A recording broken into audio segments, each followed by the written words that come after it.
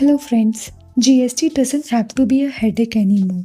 So let's make it easy through this video. So as we can see from the name, in this video we are going to discuss about various returns which a person needs to file when he is supplying any goods or services. So here are the various due dates and various GST returns which need to be filed.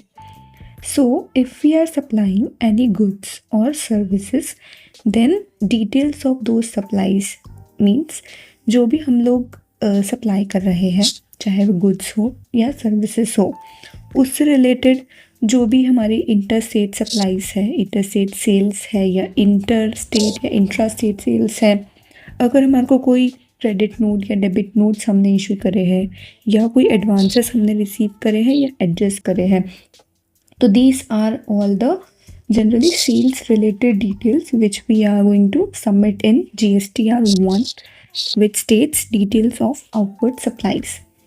तो जैसे ही हम लोग GSTR1 file कर देते हैं, एक GSTR3B नाम की रिटर्न हमारी ऑटो जनरेट हो जाती है. Okay, then it is useful in claiming ITC. GSTR1 के थ्रू हम लोग फ्यूचर में ITC क्लेम कर सकते हैं. और अगर हम लोग ये लोग लेट फाइल करते हैं या फाइल नहीं करते हैं, then interest and penalties are levy. इसकी ड्यू डेट क्या होती है?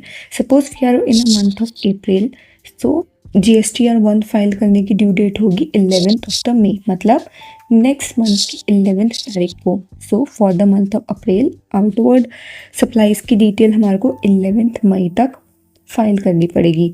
Then there is a scheme called quarterly return monthly payment scheme in which some people are given option to file their return on quarterly basis. तो उनके लिए 13th of the month following the quarter means अगर आपका quarter April to June का है तो उसके अगले महीने के 13 तारीख को आपको ड्यू डेट होगी. तो अप्रैल टू जून के मंथ की आपकी ड्यू डेट कब होगी? 13 जुलाई को होगी. If you are in QRMP scheme, QRMP scheme में कौन लोग आते हैं? जिनका aggregate turnover up to 5 crore का हो और जिन्होंने 3B रिटर्न ऑलरेडी फाइल कर रही हो. Then we have next return GSTR3B which is summary return. In this हम लोग किन चीज़ों की डिटेल्स देते हैं? सेल्स, परचेजेस, टैक्स लायबिलिटी या फिर हमने कौन क्या ITC क्लेम्स करा है पहले, उनकी हम लोग डिटेल्स फाइल करते हैं. इसकी लास्ट डेट कब होती है? ड्यू डेट कब होती है? तो 20th of the next month means अप्रैल का अगर हमारा मंथ है तो ड्यू डेट कब है इसकी फाइल करने की? 20th मई जो होगी इसकी ड्यू डेट होगी रिटर्न फाइल करने की. GSTR3B. QRMP हम लोग स्कीम में आ रहे हैं तो ड्यू डेट होगी 22 मई और 24th मई बेस्ड ऑन द स्टेट. ये डिफ़र करती है स्टेट टू स्टेट. तो then it is same penalties levy होगी अगर हम लोग रिटर्न नहीं फाइल करते हैं तो. And GSTR3B helps in this smooth functioning of GST compliances. Then we have GSTR9 which is annual return. तो इसमें हम लोग पूरे हमारे जो भी साल भर में इंटायर ईयर में GST रिलेटेड जो भी ट्रांजेक्शन्स होती है हम उन सब की डिटेल्स देते हैं. जनरली इसकी डेट का ड्यू डेट कब होती है? 31st दिसंबर of the following year means अगर हमारा 24-25 का फाइनेंशियल ईयर है तो ड्यू डेट हमारी 31st दिसंबर 25 होगी. ओके, देन ये मैंडेटरी है उन टैक्स पेयर्स के लिए जिनका टर्नओवर 2 करोड़ से ऊपर का है. ओके, ये रिकंसाइल करता है डेटा बिटवीन क्वार्टरली रिटर्न, जो भी हम लोग क्वार्टरली और मंथली रिटर्न्स फाइल कर रहे हैं तो उनको हम लोग वेरीफाई करते हैं एक एनुअल रिटर्न जो हम लोग सबमिट करेंगे उसके. ये इन दोनों के बीच में रिकन्सिलेशन होना चाहिए, ये दोनों रिटर्न्स मैच होनी चाहिए. तो ये इन दोनों के बीच का डिफरेंसेस रिकन्साइल करती है ये return GSTR9. Then we have GSTR9C which is reconciliation statement. ये भी सेम 31st दिसंबर ऑफ द फॉलोइंग ईयर, ऊपर वाला कॉन्सेप्ट है सेम, फाइल किया जाता है. ये भी मैंडेटरी है उन लोगों के लिए जिनका टर्नओवर 2 करोड़ से ऊपर का है.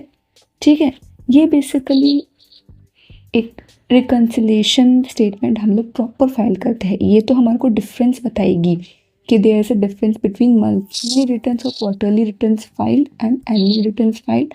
अब अगर कोई डिफरेंसेस अराइज हो रहा है तो उसके रिगार्डिंग हम लोग को एक अलग रिटर्न फाइल करनी पड़ेगी विच इज 9C। तो ये डेटा रिकन्सिलेशन के लिए हम लोग फाइल करेंगे। देन वी हैव GSTR 4, जो भी कॉम्पोजिशन स्कीम में अगर लोग आ रहे हैं वो इसके थ्रू रिटर्न फाइल करेंगे। इसकी लास्ट डेट कब, ड्यू डेट कब होती है? 30 अप्रैल फॉलो की है। मीन्स अगर आपका 24-25 का फाइनेंशियल ईयर है तो आपकी ड्यू डेट रहेगी 30 अप्रैल 25। ओके।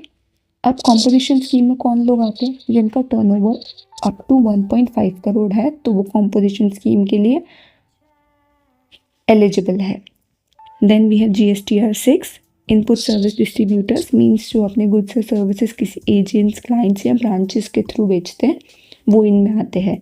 इनकी ड्यू डेट कब रहेगी? 13th of the next month, means अप्रैल का महीना है आपका तो 13th में आपकी लास्ट ड्यू डेट रहेगी फाइल करने की।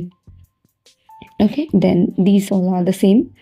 GSTR 7, जो जिनका भी TDS कट रहा है उनको फाइल करनी पड़ेगी GSTR 7 TDS की return.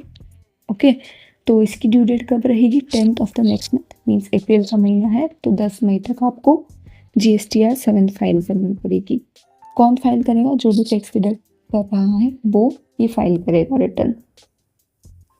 Then we have GSTR 8, which is for e-commerce operators. Like e-commerce operators में आते हैं हमारे अमेजोन, फ्लिपकार्ट वगैरह। इसकी ड्यू डेट होगी 10th of the next month, means अप्रैल का महीना आपका है तो 10th में आपकी जो है ड्यू डेट रहेगी फाइल करने की। Okay, then we have GSTR 11, which is for unique identity number holders. Okay, like जो फॉरेन डिप्लोमेट्स होते हैं हमारे वो लोग ये रिटर्न फाइल करते हैं।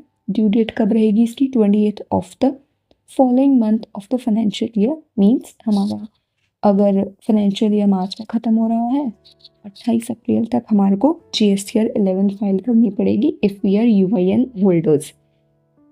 देन वी है GSTR 1A, which is a amendment return. Okay, ये हमारे को सपोज करो कोई भी डिस्क्रिपेंसी फाइंड हुई अगर हमारी रिटर्न्स में तो हमारे को 15 दिन के अंदर, जब भी हमारे को GST पोर्टल नोटिस भेजेगा 15 दिन में हमारे को ये अमेंडेड GSTR रिटर्न फाइल करनी पड़ेगी। Amendment of GSTR 1 return file करनी पड़ेगी थ्रू GSTR 1A। ठीक है, allows business to correct discrepancies between their and buyers return. Means अगर बायर्स की रिटर्न और हमारी रिटर्न में किसी भी तरह का कोई डिफरेंस शो होता है देन हमारे को एक GSTR 1A फाइल करनी पड़ेगी विच इज़ अ अमेंडमेंट रिटर्न। ठीक, ensures accuracy in the text reporting and compliance. Okay, that's it for this video. Thank you.